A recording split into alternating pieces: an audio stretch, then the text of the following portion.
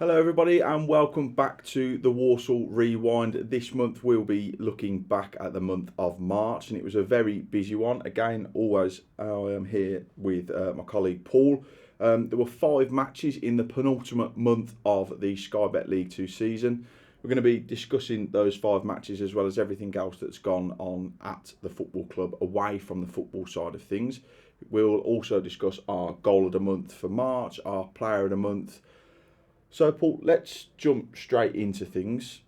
2nd of March was the first game that we're going to be looking back at, and it was a 3-1 win over Doncaster Rovers.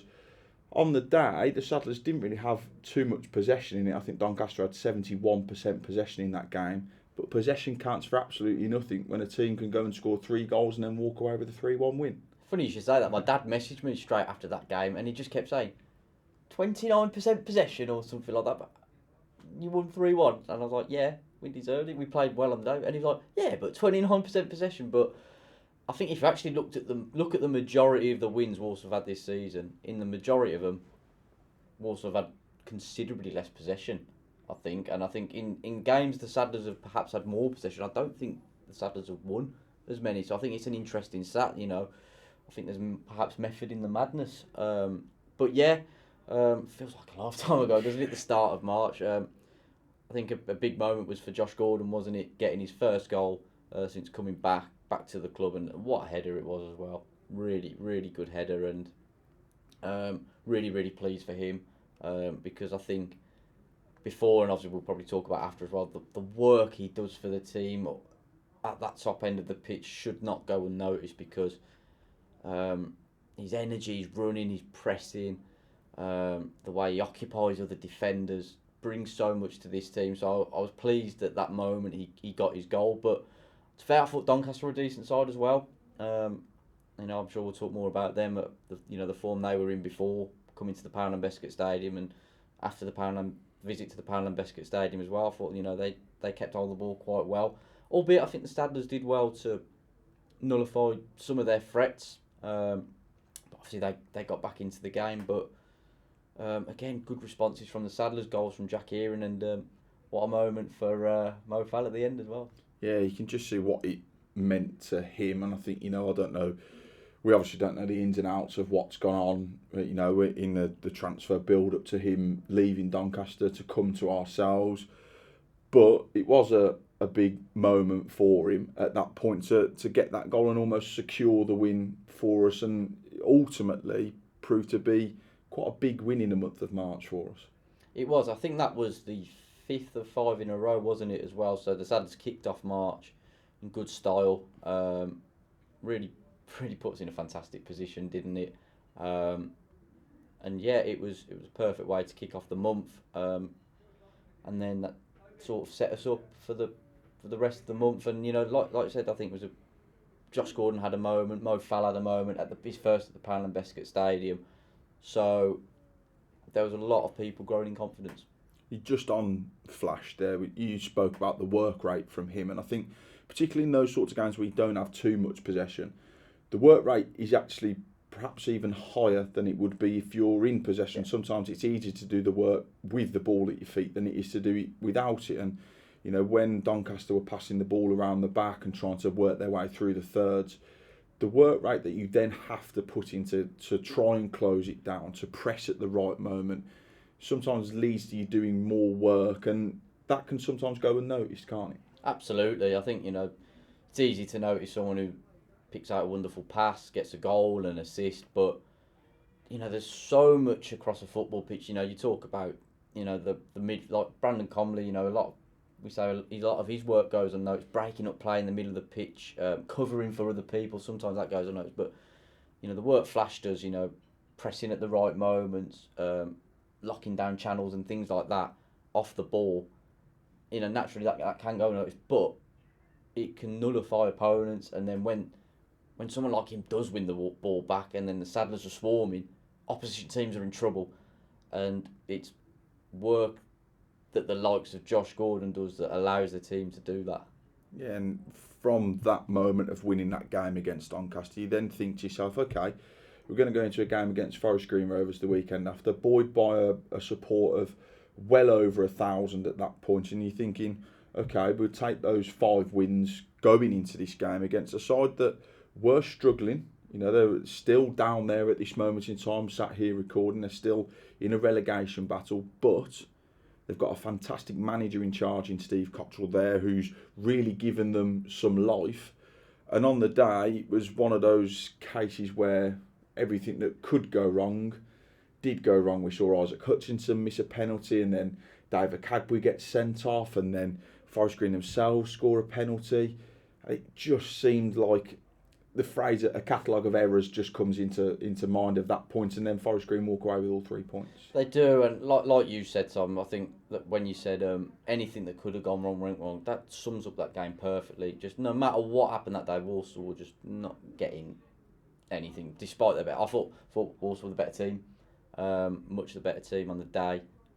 I think clearly we had more quality than them. However, I can't fault Forest Green's endeavour. I think their back three that day was key. Experiencing the likes of Richard Keogh, Ryan Innes, I thought they were excellent on the day. So credit to them, because that did obviously give them the platform in that second half.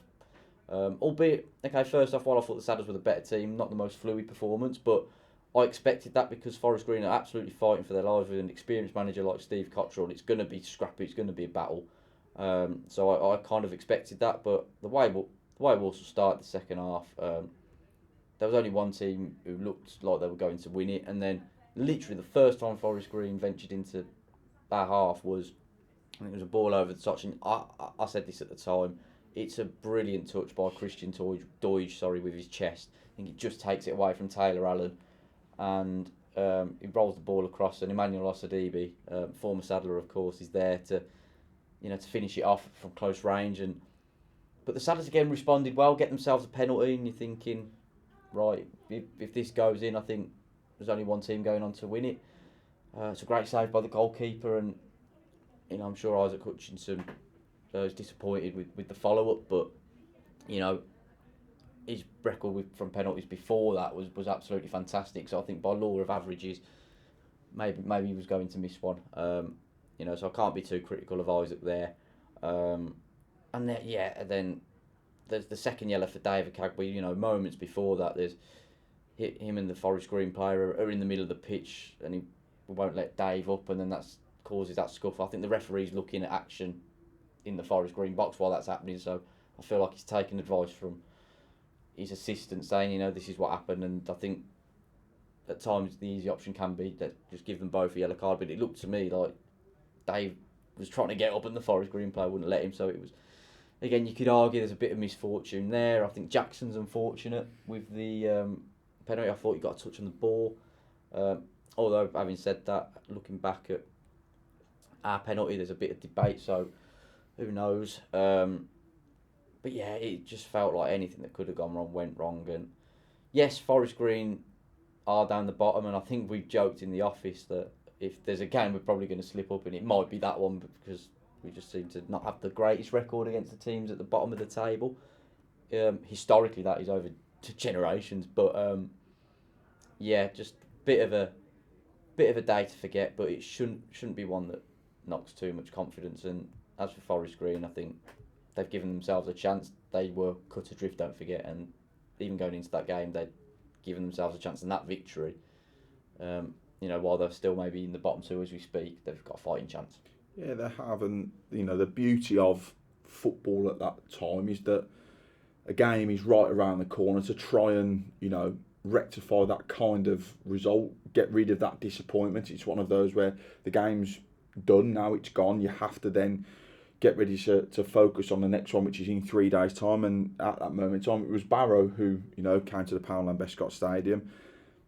And it felt like at that time where Barrow were and where we were in terms of chasing a playoff spot, Barrow being in the playoffs, it felt like a must-not-lose kind of game. And I think that's almost the feeling that was around that game, perhaps for both sides. And we saw the surprise recall of, well, I say surprise, we needed him back at this point, the recall of Rolly Menese, and who pops up with what could prove to be a vitally important goal over the course of the season if we get to the end of April and that 1 point is what gets us to where we ultimately all want to be. He could have played an absolutely huge part in Walsall's season, and on the day, perhaps a point was possibly a fair result. Yeah, I agree. I think a 1-1 draw was fair that night, and you've got to give Rolling credit because it was all quite last minute, isn't it? So I think he played 6 games down at Aldershot. Was just getting into his stride as well. He was doing really well, wasn't he? And I think Matt Sadler's admitted that he didn't want to upset that loan, but we had no choice with the injuries and David Cagby's suspension. We were beyond the bare bones, weren't we?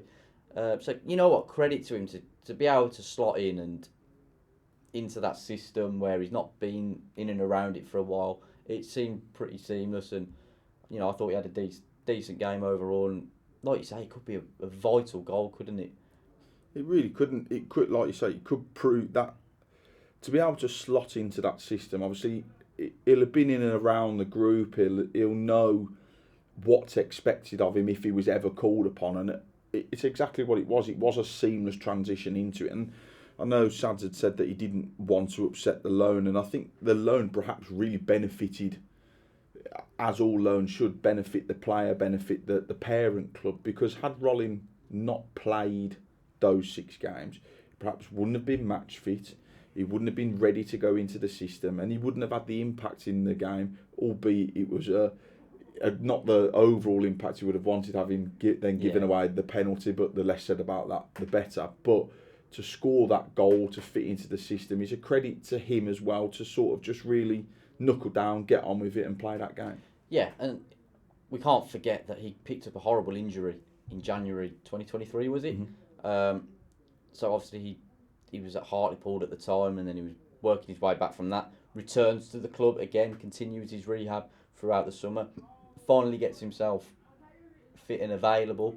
Has a couple of minutes at Sheppey, has that cameo against Shrewsbury in the trophy, but that was the only football he had until he went out to Aldershot, wasn't it? Right at the end of January, I think it was. So, I mean, imagine if he was coming in just off that. So, I'm pleased he obviously managed to get, I think, six odd games under his belt. So at least that was the first time those 6 games in, over a year that he had successive games back to back, was probably getting 90 minutes under his belt for the very first time. So, to be so early in that process, it's a credit to him and his mentality that he was able to step in, do a job. And again, he wouldn't have had a lot of match time with those players, would he? I know he had a couple of minutes in that spell against Shrewsbury, but a lot of them he wouldn't have played with. So to have tried to build those relationships very quickly was a credit to him. And yes, he got the goal, but gave away penalty. So you could argue mixed night, but I thought he did a good job overall.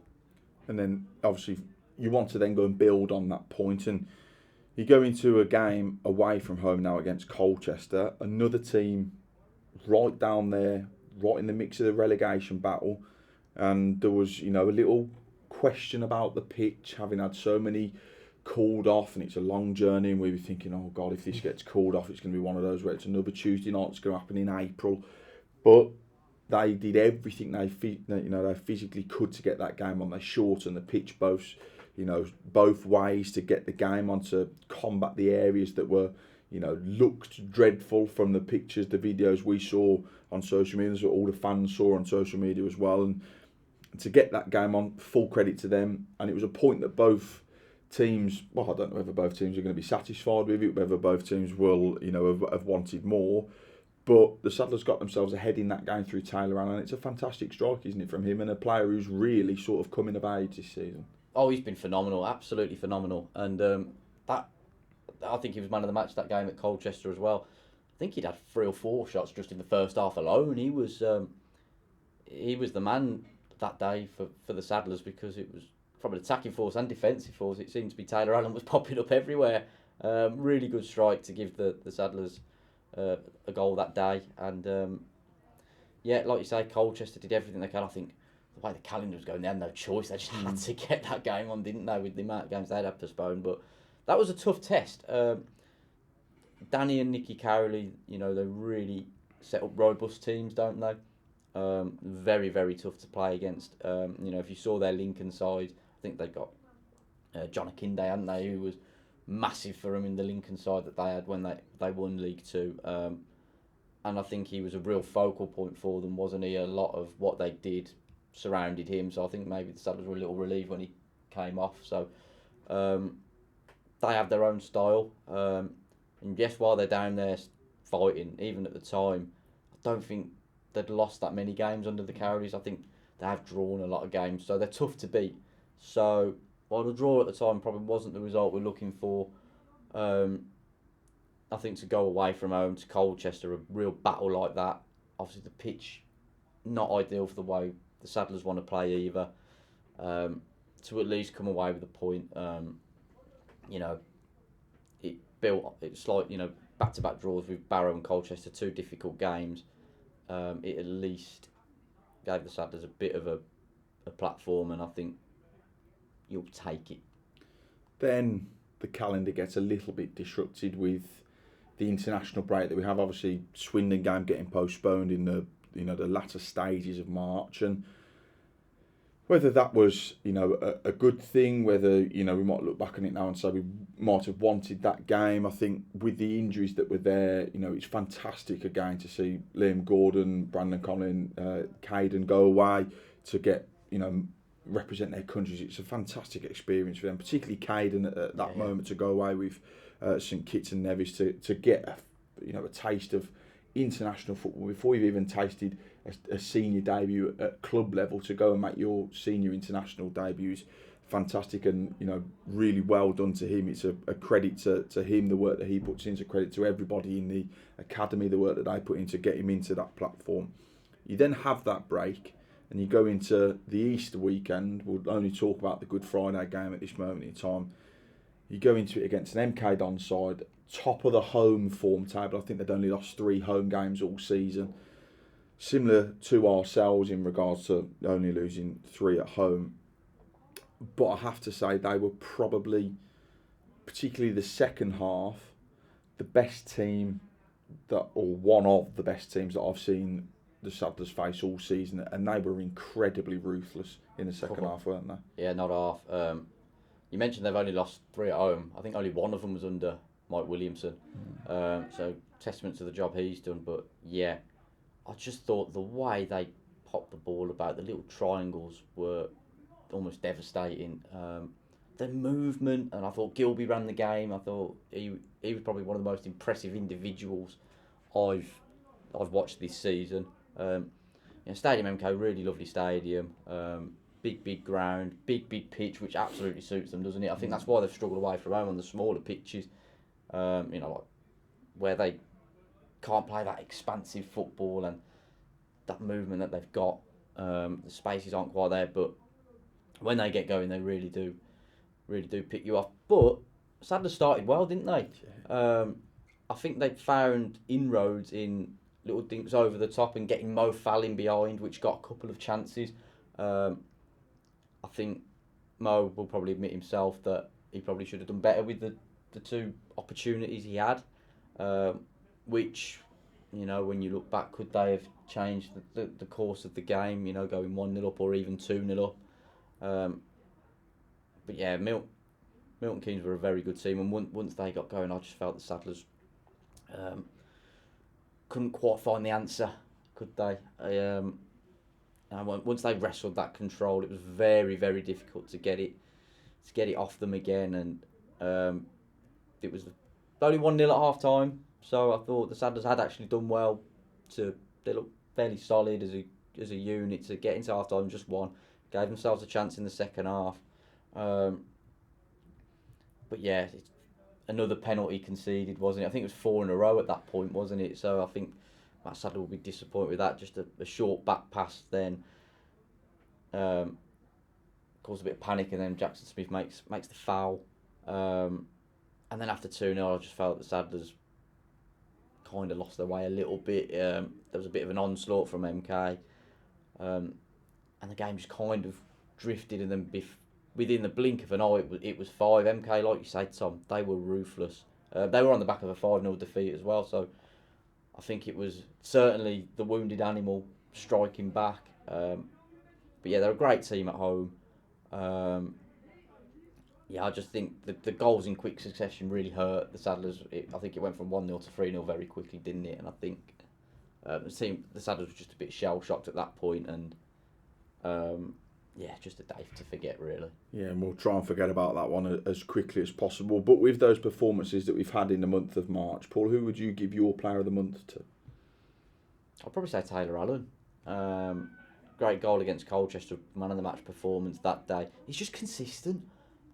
He's taken to that left centre back role to a duck to water, and I think Matt Sadler's alluded to it in a press conference that he has sort of drip fed it to him like in pre-season. I think we saw it at Solihull Moors when we had Chris Hussey here at the start of the season. I think he felt that he wants that really good left foot, and I think many times Matt Sadler's described Taylor's left foot as a wand of a left foot, and his delivery. I'm sure we'll see more of that and discuss it in coming months. But he's been fantastic, and he's grown, and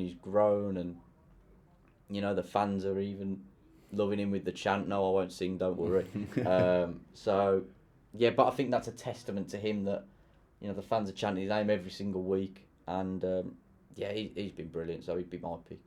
And on the fans chanting his name every week. We are as well, whether it's in the car on the way back from an away game, or whether it's here in the office. I think I would agree Taylor has really sort of, come into his own, particularly in the second half of the season, where he's been called upon to go into that, that left-sided centre-back role. And I think, he's just showing his capabilities as a young man, as a footballer, still fairly early on into, his career in terms of playing games, everything, but he really has come of age this season, and it's great to see. And I think as a local lad to pull on the shirt, to put the badge on your chest, and to really go out there and know exactly what it means to a lot of the fans, he's showing that. And I'm really pleased for Taylor to go out there and do that. You mentioned his goal there, so I think we'd score 5 goals in the month of March. What would your goal of the month be for March, Paul? Probably he's one at Colchester. I think in terms of quality of the strike, it's got to be that one. The other one I was thinking about, just for the moment, I think Mo's winner against clincher, if you like, against Doncaster. I thought that was a really, really big moment. I know the fans really enjoyed that one as well. So that's probably my number 2, but yeah, I'll go with Tails at Colchester. That's Paul's one. So it's now your turn to vote for your goal of the month for March. The poll will be up over on our social media pages later today. So if you want to go over to our Twitter page and check out that one, you can vote for one of 4 goals that we've chosen from the month of March. Goal of the month is brought to you in association with the Yellow Ribbon podcast. It is a topical show, and in the month of March, they released 3 new episodes, including one with the director of the WFC Foundation, Adam Davey. These are all now available to listen to over on Spotify and Apple Podcasts. So make sure you go and vote for those over on our social media channels. Elsewhere at the football club this month, the conference and events team have been busy planning for the launch of their Christmas events. Yes, it really is that time already for the conference and events department. Current members, that's season ticket holders and members who aren't season ticket holders, will receive 10% off their bookings right up until the events actually take place in December.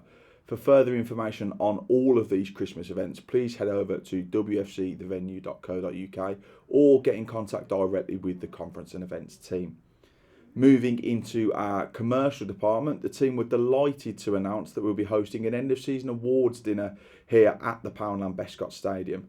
On the night, awards such as the Players Player, Supporters Player and Young Player of the Season and Goal of the Season will be handed out. For further information on this event, please email commercial@walsallfc.co.uk and they'll be able to assist you further.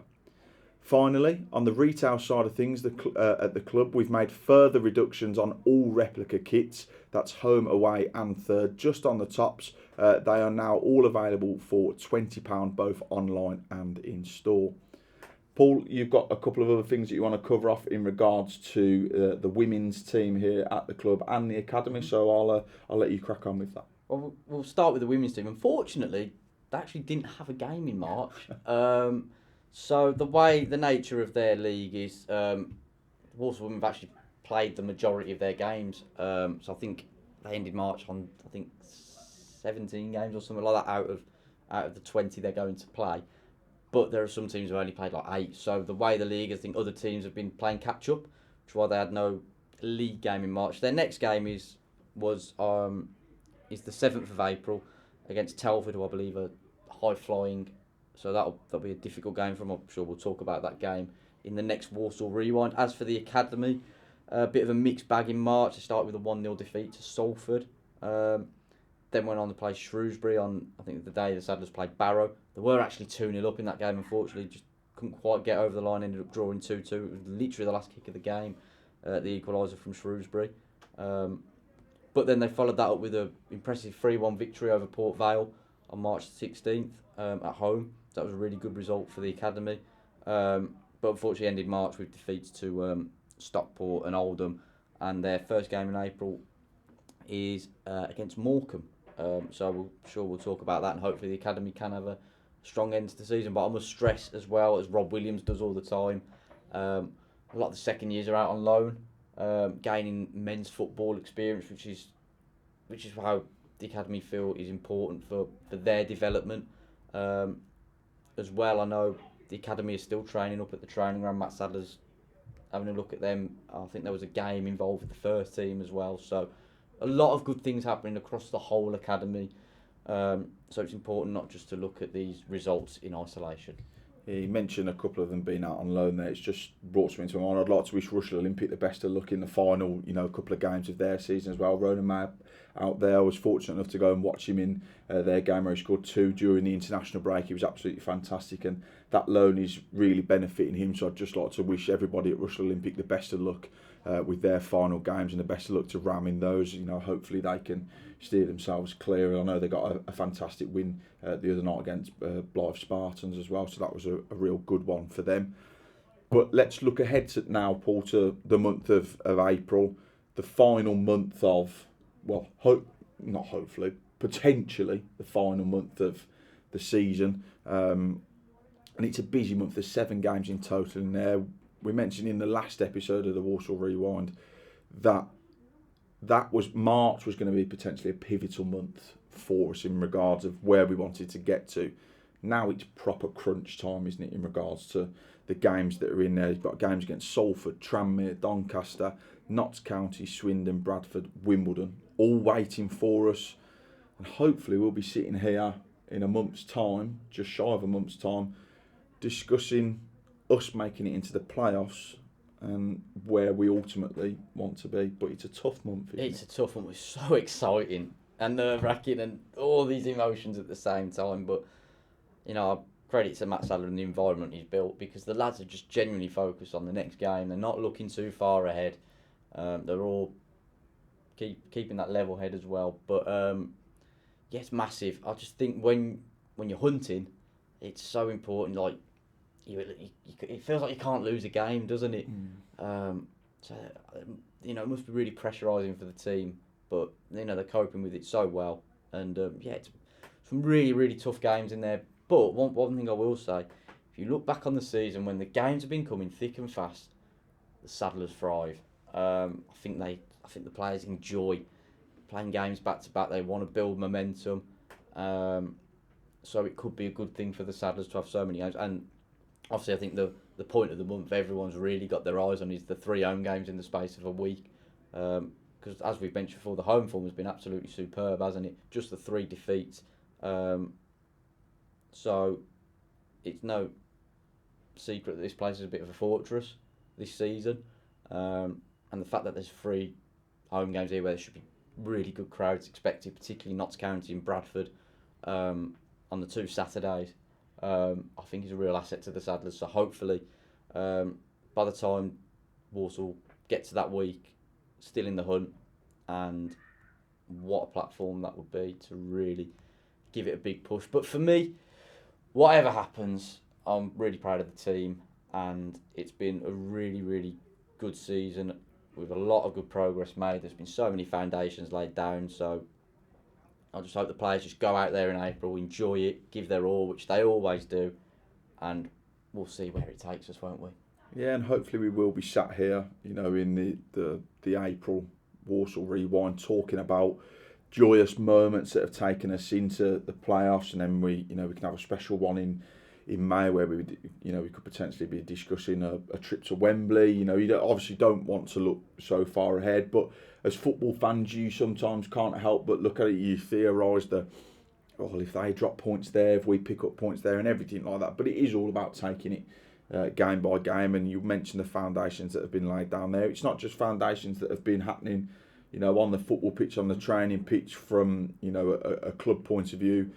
We've also really tried this year to enhance the experience off the pitch for supporters, and heading into the game against Notts County, we'll be welcoming Nofo Bruco over to the Poundland Bescott Stadium. They've got plenty of things happening at that game for the full launch of their beers over here in the UK. There'll be 3 exclusive beers inside the locker, so we're now going to head over to the locker to talk you through what will be happening on the Notts County game. So come and join us over there. So we're now over here in the locker ahead of the launch of the 3 Nofo Bruco beers at the Poundland Bescott Stadium.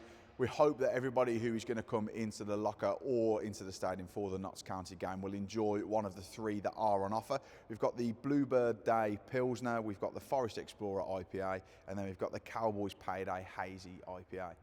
In the locker, we have a fantastic opportunity for you to win a free beer. All you have to do is try and hit the bullseye. I'm now joined by Paul for this challenge. Hopefully, he's got 3 darts and he's going to be able to do so. Paul, no pressure on this one, but good luck. I ain't no losing, I'm telling you that now. Told you.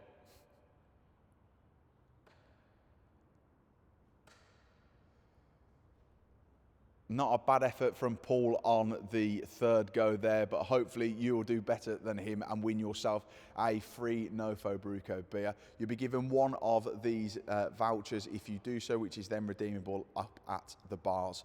Thank you to everybody who's joined us on the March Walsall Rewind. As always, we really appreciate the support that you give us on this one. And hopefully we have a very enjoyable week in April for this one with 3 home games, 3 massive home games. Like I say, thank you for the support, and come on you Saddlers.